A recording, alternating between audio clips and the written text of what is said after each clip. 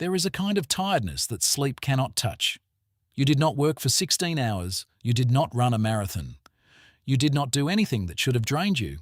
You just had dinner with a few people, sat through a meeting, answered a few messages, moved through what looked like a completely normal social day. But the moment you get home, something inside you goes quiet. Your phone lights up. You do not want to look at it. Someone asks, "Are you okay?" And even explaining why you are tired feels like another task. So you start asking yourself, am I losing interest in life? Am I becoming cold? Is something wrong with me? But maybe the answer is not that dark. Maybe you are not tired of life. Maybe you are tired of people. To be clear, this is not a video about diagnosing depression or any kind of life crisis. If you are dealing with persistent hopelessness, dangerous thoughts, or you cannot function normally, please seek professional support. What we are talking about today is something more specific. Social exhaustion. It happens when your brain has been processing too many emotions, expectations, signals, and demands from other people for too long. At some point, your system does not become lazy, it becomes overloaded. So here are 5 signs you may be tired of people, not life. And more importantly, what is actually happening underneath. The first sign is simple. You need a recovery period that feels completely out of proportion. Other people went to a party. You feel like you survived a test. You had lunch with co-workers. And when you get home, you sit on the edge of your bed for 30 minutes, doing nothing. You talk to a friend for 2 hours. And for the rest of the night, one more message feels unbearable. The strange part is that you cannot explain what made you so tired. Your body is not exhausted. The event was not dramatic. Nothing terrible happened.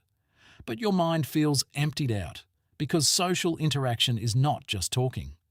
Your brain is constantly reading layers of information. Did their tone change? Was there a hidden meaning in that sentence? Did I respond too coldly? Should I smile now? Can I end this conversation without seeming rude? That is a lot of invisible work. It uses attention, working memory, self-monitoring, emotional control, in other words, executive function. For some people, socializing is not rest. It is background computation. You are not just having dinner. You are reading the room for 2 hours. So when you finally return to a space where nobody needs a response from you, your brain stops scanning. That collapse you feel is not laziness. It is your system finally going offline. So instead of asking, "Why am I so antisocial?" ask a more accurate question. Was I actually connecting today? Or was I managing how everyone felt about me? The second sign is uncomfortable. You are polite to everyone outside, but impatient with the people closest to you. At work you smile. In group chats you reply carefully. With people you barely know you can seem calm, mature, and easy to be around. But when you get home, your partner asks, "How was your day?" And somehow that simple question feels irritating. A parent calls. Your first feeling is not warmth, it is pressure. A close friend sends a few extra messages, and you want to turn the phone face down. Then comes the guilt. Why am I so kind to everyone else but so short with the people who actually love me? There is a painful mechanism underneath this. Emotion regulation costs energy. All day you may be controlling your face, softening your tone, suppressing annoyance, avoiding conflict, choosing the safest version of yourself. Each of those tiny acts of self-control takes something from you. So when you finally reach a relationship that feels safe enough, your brain stops performing. And the people closest to you see the version of you that has no energy left.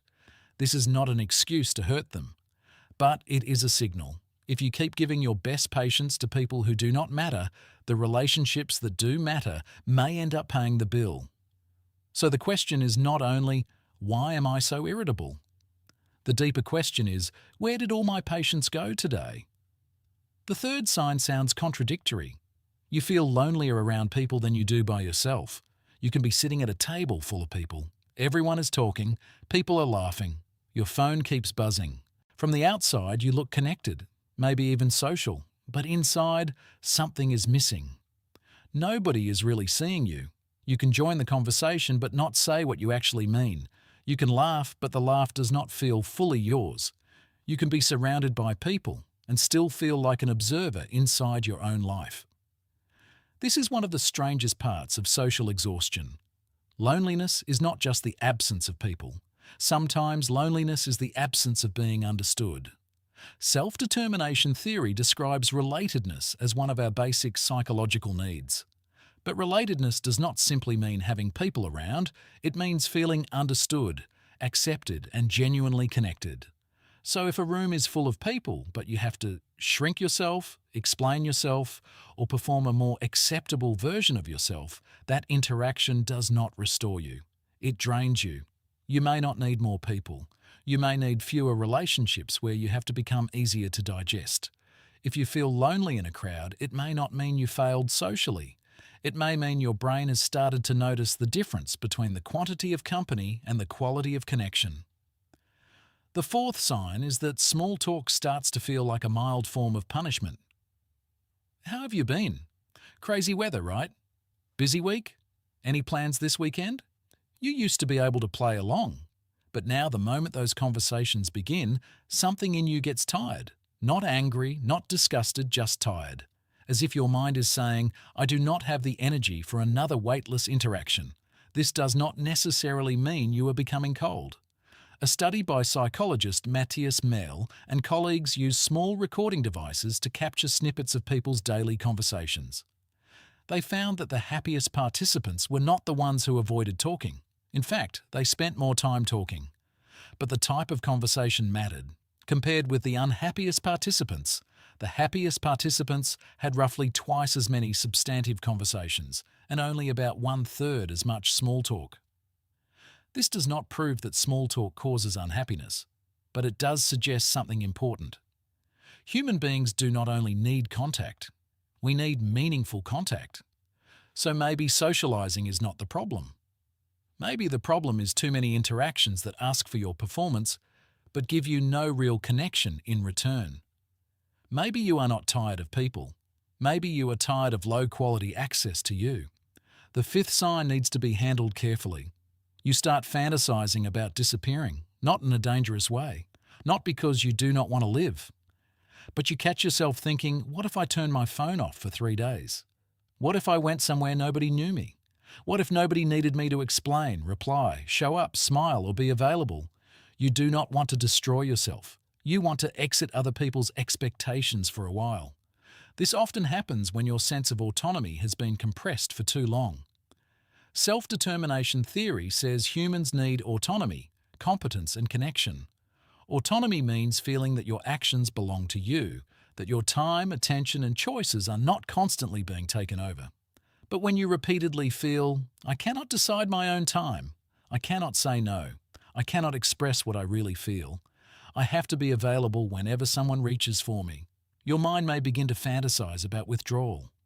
Because hidden away is the only place where nobody can demand a response. So what you want to disappear from may not be life. It may be the constant reaching, the messages that never end, the pressure behind why didn't you reply, the expectation that you should always be emotionally open for access. Again, if this feeling includes persistent hopelessness or dangerous thoughts, please seek help.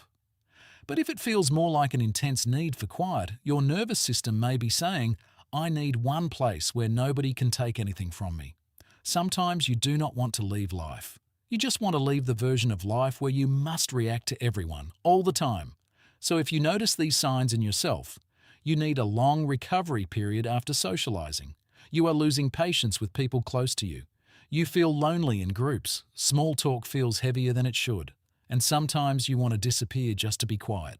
It does not automatically mean you are broken. It may mean your social system has been overloaded for a long time. We often think maturity means being able to handle everyone. But maybe maturity is not making everyone comfortable. Maybe maturity is learning to tell the difference. Which relationships make you feel more like yourself? And which ones make you perform yourself? Who deserves an explanation? And who is only draining your need to explain? Which interactions give you energy? And which ones quietly empty you out? The next step is not to push everyone away. It is to reprice your social energy. Treat recovery time as a real need, not a weakness. Treat solitude as maintenance, not failure. Treat boundaries as a filter for relationship quality, not selfishness. You do not need to force yourself to become more social, and you do not need to feel ashamed every time you do not want to reply. Because you may not need to fix your passion for life. You may need to decide who is worth letting into your world.